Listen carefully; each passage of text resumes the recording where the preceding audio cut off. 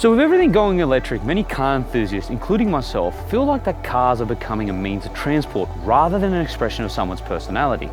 However, in some rare cases, there are some cars that were destined to be electric. And a car that was always destined to be electric was the BMW 7 Series.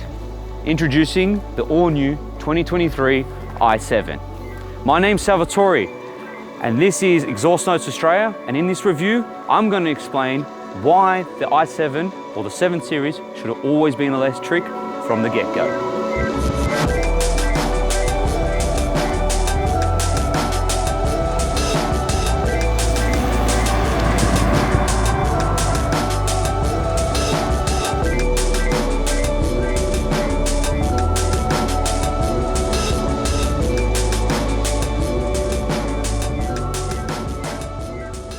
So the competitors to the i7 are the EQS, the Audi e-tron, and also the Porsche Taycan. To be fair, after having this car for a week, I really believe that the BMW i7 is the king of that category of cars. Price is around about $297,000 before on-road costs. So you're looking around about over $300,000. And to be fair, it's quite a bargain. And I'll get on to that a little later on in the video and explain why this is such a good car for the money that it's worth. Also, there's two variants of the i7 xDrive60. You have the Excellence and you have the M Sport. The Excellence will have more chrome and the M Sport's a bit more sportier. I don't know how you can add more chrome to this car when there's already a lot of chrome to begin with the M Sport. But I'm not going to delve into that. Let's talk about the overall design of the car. Starting with the front end, I think the car looks really nice. In person, trust me, it looks a lot better than in photos. If you can get over this massive grille, I know people make a big deal about it, but it suits this car just due to the sheer size of this thing. It is 5.4 meters long. It's longer than a Rolls-Royce Cullinan, which is ridiculous. I couldn't even fit this car where I live in our car space, so I had to actually park it at my folks' place. So about the front end. So we have these split headlights at the front here, so you've got like this crystal effect in the front headlights, which makes the car look really nice and classy and just finishes up nicely. And then you've got your actual headlamps down here. Then you've got this aggressive front bumper because it's the M Sport, and then this huge grille, obviously. And then you've got this ginormous behemoth of a bonnet, which, to be fair, makes no sense on an electric car because there's actually nothing under here. You don't have a front boot like most electric cars. It just stores all the electronics for the BMW. So you got a massive hood that does nothing but store the electronics. 1, 2, 3, 4, and 5. Like I said, it is really long, but it looks good. I really like the iX inspired handles, door handles. So you don't have door handles on this, which is really nice. They're just hidden.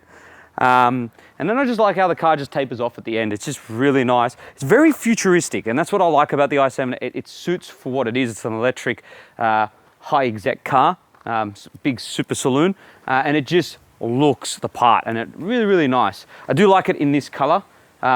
It's quite nice, and it's not too in your face, but like always, would prefer this car, especially this car, to be black. Black windows, black paint, and black wheels. Would have looked really cool. Talking about wheels, you have 21-inch alloys, and I do like the design. I do like on this, for example, they haven't just done what every electric car has, and that's just a slab of plastic or a hubcap. And they've actually thought of designing a really nice wheel to suit this car, and I do like these wheels. What I don't like is all the sensors on the car make the car look like it has a disease. There's just all these dots everywhere. I think they could have covered those up a lot easier or a lot better than keeping them exposed. But yeah, let's go towards the back and we'll check out the rear end of this car. So yeah, the car's very boxy. You might be thinking that, and I like that about the car. It actually suits, like I said before, it suits what this car is, and that is a big saloon, a big limo, and it looks the part. It has presence on the road. Trust me, this thing turns heads. I've had it, like I said, for a week, and people look at this and people stand and go, whoa, what is that? And especially at the rear end here, I do really like the back end of the car. I like this 3D effect with the LED tail lights. And then I like this rear bumper that does not have fake exhaust. It's electric, doesn't need fake exhaust, so they've just come up with some sort of fake diffuser. I'd much rather that than fake exhaust. So BMW, good job there. And then you also have these cool little effects. So BMW have brought over what they had on the iX to clean the rear camera on the back. The BMW logo actually pops out, washes that for you, which is quite neat. And then you have a hidden kind of boot release button to open up the boot. Oh, car's locked. So that's why it's not opening. I'll show you that a bit later on.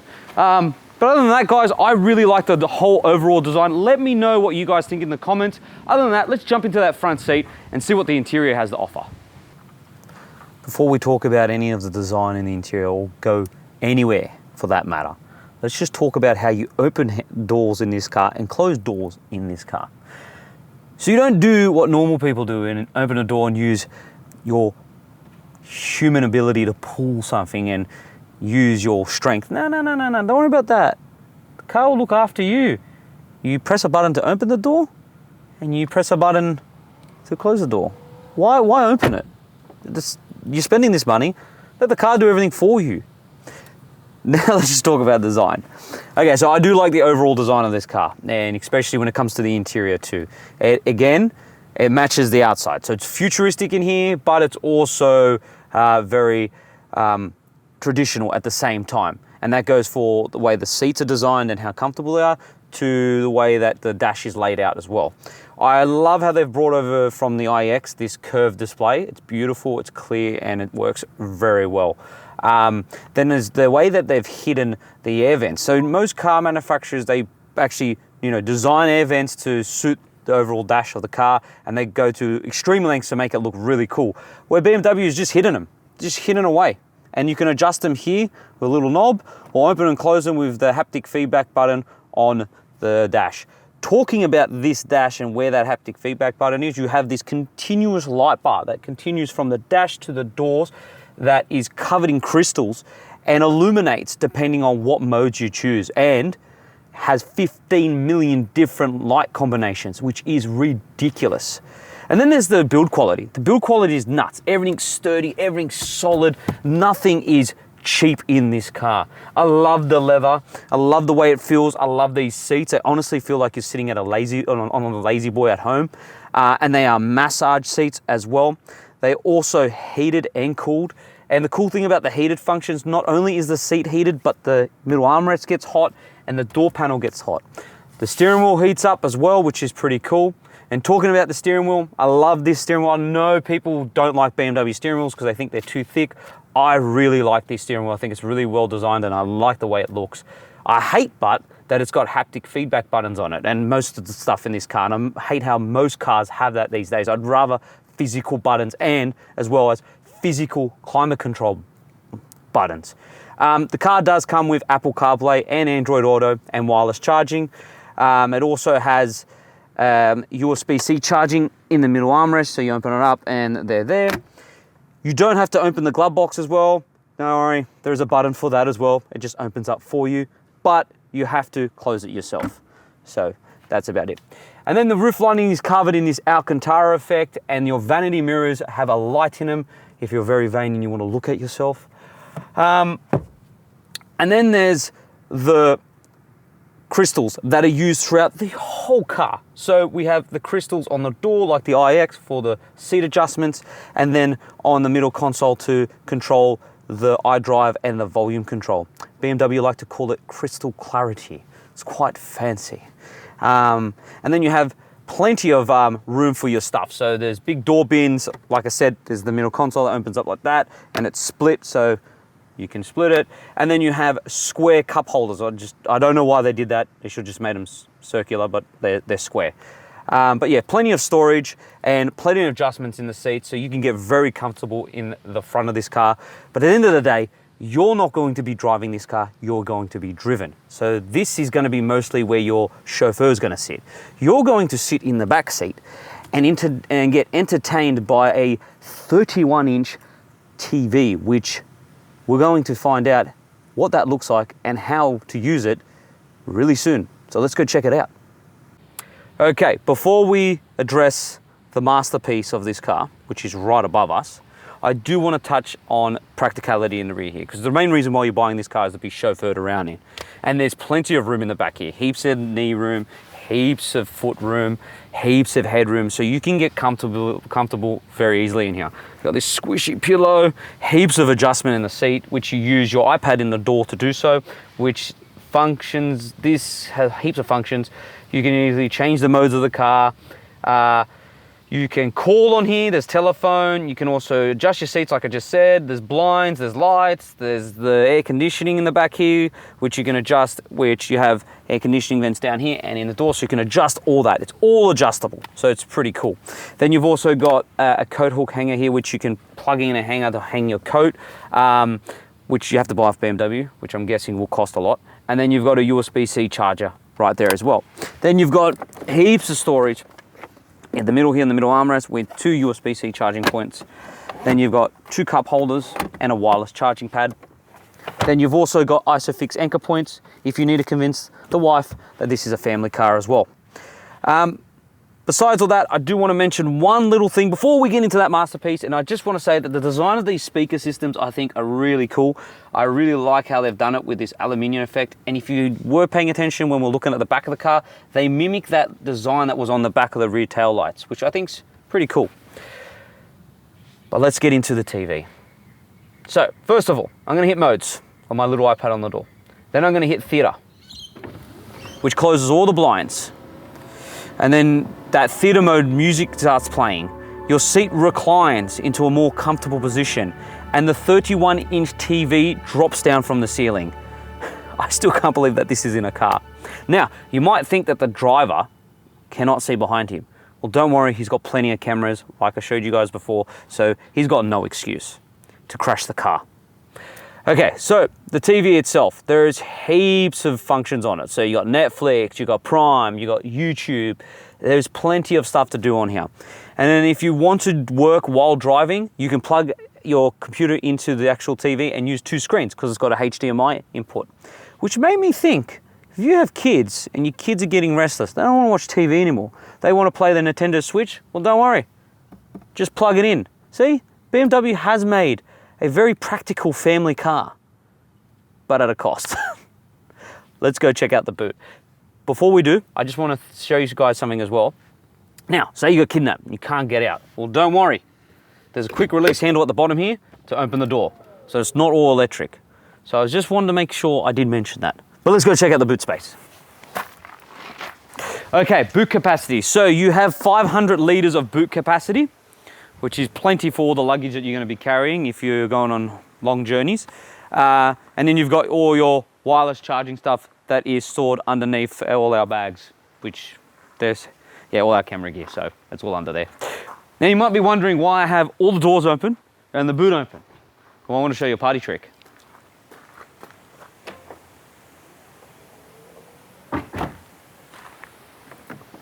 How cool is that? You can close all the doors via the key. I just think that's really, really cool. I love this car. Like all electric cars, you have to do a sneaky launch. So let's do one. So that is 0 to 100 dealt with in 4.7 seconds. Now that's thanks to 2 dual electric motors, creating 400 kilowatts and 745 Newton meters of torque. However, this car isn't about its specs. It's not about its power, nor is it about its handling. Look, it handles very, very well for a car that weighs 2.7 tons, right? It is a land yacht after all. But that's thanks to its 48 volt anti-roll bar system that allows for absolutely no body roll. Like, I'll take these corners in sport mode quite fast and the car just grips. It grips and it just holds flat. But you're not buying it for that. You're buying this car because you're going to spend most of your time in that rear seat. And that brings me on to the reason why I think the i7 is the perfect example where a car being electric makes sense. So with a car like this, a high executive car, big car, electric motors make sense because you don't want an internal combustion motor making noise. You want silence, you want comfort, and it is. Well, thanks to the air suspension, you don't feel any bumps. And it's so comfortable and so sublime that you honestly feel like you're sitting at home on your lazy boy. And I just love it, and I love it for that. So the BMW i7 xDrive has plenty of safety features. It has lane keeping assist, blind spot monitoring, all the bells and whistles. But one of the features that I love the most is the autonomous driving. Now, all you have to do is keep your hands on the steering wheel and the car will drive itself for you. It'll keep you in lane and it'll literally steer for you. Now, in other countries like the US, they don't have to actually have their hands on the steering wheel, which I wish that was the case for us here in Australia, but we have to keep our hands on the steering wheel. So I cannot take my hands off the steering wheel, or the car will start to buzz and give me feedback because I've taken them off. For example, if I take them off slightly now, the car will start to go a bit crazy. Yep, there we go, it's telling me to put my hands on the steering wheel. So unfortunately we can't, but in the States they can. All right, let's talk about range, because that's the most important thing after all when you're buying an electric car. First of all, the car has dual motors allowing for all-wheel drive, and it has a 106 kilowatt hour battery. However, the range isn't too bad considering it's got a 625 kilometer range, claimed range from BMW, and apparently its consumption of electricity is 18.4 per 100 kilometers. And I don't think that's too bad at all. In terms of charging, you can go from 10 to 80 in 34 minutes with a fast charger. I wouldn't recommend charging it off a wall socket because it's just pointless.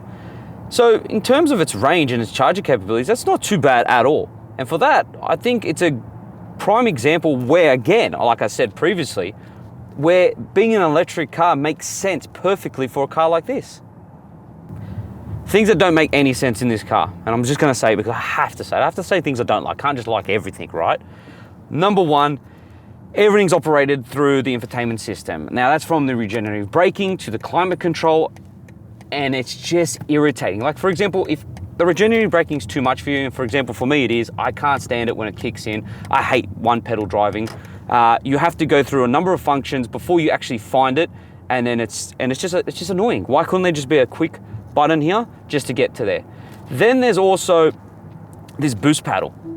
Why this paddle? It's got one single paddle here. It makes the steering wheel look unfinished. And if you're wondering what it does, what it allows the car to do is, if you're in, say, relax mode or comfort mode or efficient mode, in those modes you don't have the full 400 kilowatts. That boost mode allows for the full 400 for 10 seconds. But in sport mode, you have it all the time. Why not just have the 400 kilowatts all the time? Why have it only in a specific one mode? I just think that's quite silly. And then there's the steering wheel. The steering wheel is lovely. Everything about it is great, but then it's got a center line on it where most steering wheels in sports cars have a little like white strip here, yellow strip or red for the center of the steering wheel. In this case, BMW has just blanked it out instead of just covering it completely with leather.